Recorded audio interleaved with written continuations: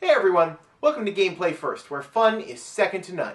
My name's Tyler, and I'm an honorary Q-Force cadet.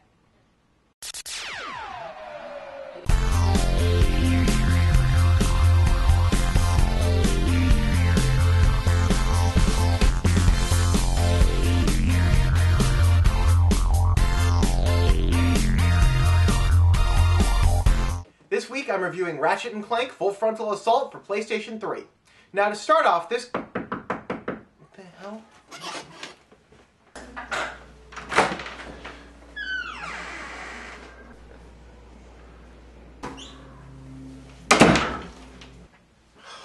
the hell?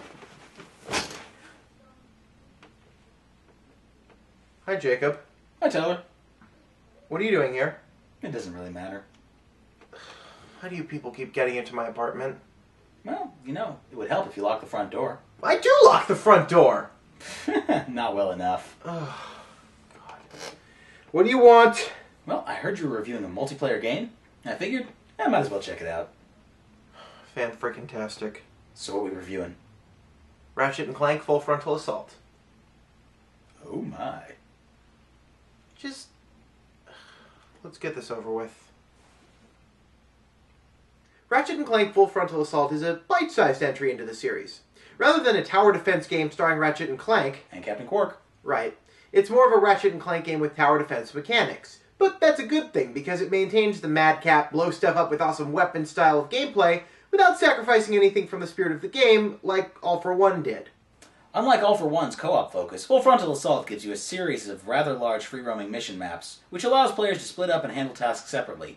Or work together if they feel like it. The emphasis on exploration is a big deal, and I actually like the multiplayer of the game better than any of the previous multiplayer modes in the series. There is one minor hindrance in the fact that the game's focus is primarily on multiplayer. And I don't like people. Well, people don't like you. You can play this game single player, it just feels like you're missing out on some of the action. The story, well, it's fun and it's amusing.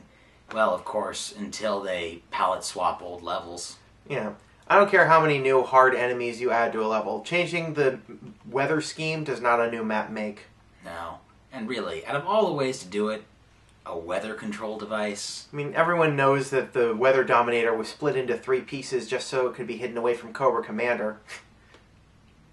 What the hell are you talking about? Dude, G.I. Joe! And now we know. No. Come on, and now we know. And knowing is half the battle. G.I. Joe! Huh. Fortunately, the game is not lacking in what the series is known for.